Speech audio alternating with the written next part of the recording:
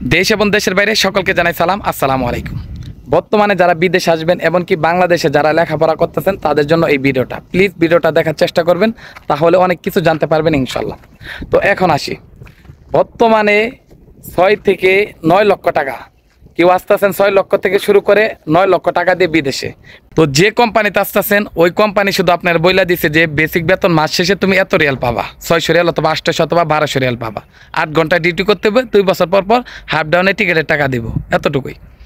তো ওই কোম্পানি বলে না যে আপনি 8 লক্ষ টাকা দিয়ে আসেন অথবা 9 লক্ষ টাকা দিয়ে আসেন, তাদের কিন্তু এটা বিষয় না। এই যে আপনারা চিন্তা করেন বাইরে কাজ করবো, দেখেন সৌদি আরবে বাইরে কাজ করা যায়, পুলিশও কিছু বলে না, কিন্তু এই কাজটা কিন্তু একেবারে অবৈধ, ঠিক আছে। কিন্তু আপনি আইছেন কোম্পানি, যে কোম্পানিতে আইছেন ওই কোম্পানিতেই কিন্তু আপনাকে কাজ করতে হবে, বাইরে কাজ করতে পারবেন। কিন্তু দেখেন এই দেশে পুলিশটা ভালো আছে আলহামদুলিল্লাহ, তারা চিন্তা করে গরিব মানুষ করুক বাইরে, সমস্যা নাই। তো সেই ক্ষেত্রে কিন্তু আমরা বাইরে কাজ করি, পুলিশে কিছু বলে না, কিন্তু সব পুলিশ তো আর একরকম না। তো যারা 600 রিয়ালে বেতন আসতেছে, দেখেন এটা কিন্তু সৌদি আরবে টাকা নিতেছে না, নিতেছে আমার মতো আপনার মতো বাংলাদেশের লোকেরাই, দালাল অথবা এজেন্সিরা। তো এইগুলা ভাই সব কিছু হলো আমাদের বাংলাদেশের। দেখেন একই বিষয় একই ক্যাটাগরি ইন্ডিয়ান লোকেরা আসে কত 80,000 অথবা 1,20,000, তারা আপনার অল্প দিনের ভিতরে টাকা তুলতে পারে। দেখেন পাকিস্তান বলেন, ইন্ডিয়ান লোকেরা বলেন, মাসরি আছে, ইউমেনি আছে, তারা আপনার এক মাসে যা টাকা ইনকাম করে আমাদের বাংলাদেশে 4 জন লেবার ভিসাতে আসার পর ওই টাকা ইনকাম করতে পারে না এক মাসে।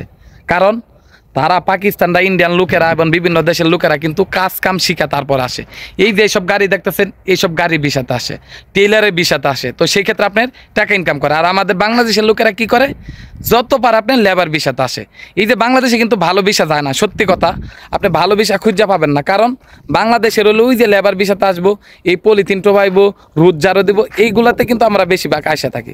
কারণ আমাদের এজেন্সি অথবা আমাদের বাংলাদেশ থেকে আমাদেরকে শেখানো হয় না যে তুমি একটু কাজ কাম শিখা তারপর বিদেশে যাও। আমাদের বাংলাদেশের লোকেরা কি করে, লেবার ভিসাতে আসি, এই কারণ আমাদের প্রচুর পরিশ্রম হয়, সত্যি কথা ভাই। ওরা পাকিস্তানরা, ইন্ডিয়া এক মাসে যা টাকা ইনকাম করে, আমি বললাম না আমাদের মতো বাংলাদেশে 4 জন লোকেরা ওই টাকা ইনকাম করতে পারে না এক মাসে, কারণ আমরা ওই যে কাজ কাম শিখে আসি না। তো যারা বিদেশে আসবেন, দেখেন এই যে 6 লক্ষ টাকা দিয়ে আসতেছেন, এই টাকা কিন্তু আপনার এই সৌদি আরবের এজেন্সিরা নেয় না, কিচ্ছু না, এটা আমাদের বাংলাদেশি লোকেরাই কিন্তু নিয়ে থাকে, ঠিক আছে। তো বুঝে শুনে তারপরে আসবেন ইনশাল্লাহ। বর্তমানে যারা বাংলাদেশে লেখাপড়া করতেছেন তাদের উদ্দেশ্য কিছু বলি।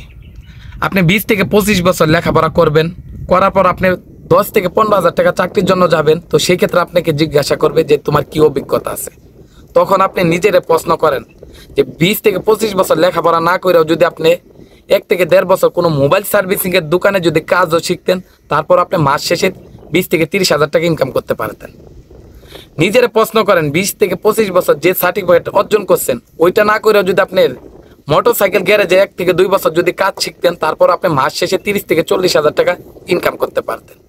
তো বাংলাদেশে দেখেন এই যে 30 থেকে 35 বছর আপনার লেখাপড়া করছে, সার্টিফিকেট অর্জন করছে, চাকরির জন্য গেছে, তখন চাকরি ক্ষেত্রে বলতেছে আপনার কোন কোডা আছে, না আছে নানির, না আছে খালার, না আছে খালুর।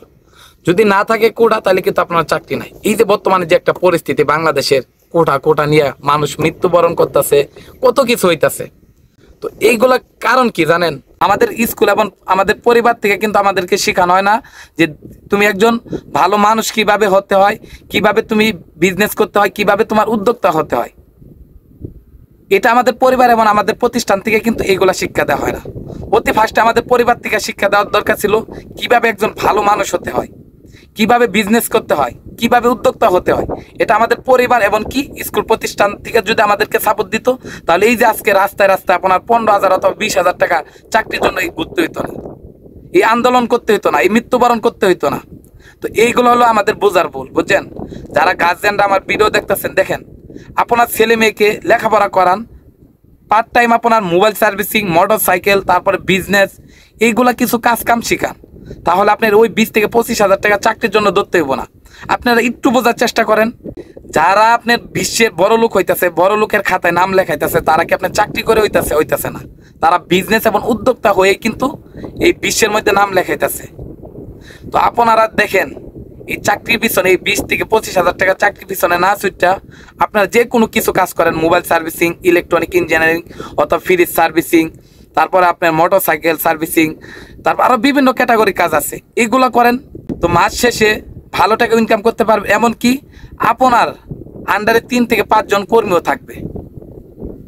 তো এইগুলা চেষ্টা করেন ইনশাল্লাহ। ওই 25 বছর 30 বছর লেখাপড়া কইরা লাভ নাই, এই সার্টিফিকেট অর্জন কইরা।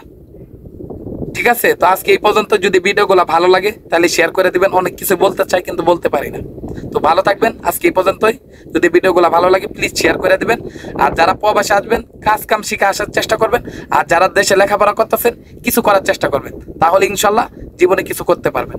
আজকে এই পর্যন্ত, সবাই ভালো থাকবেন। আসসালামু আলাইকুম।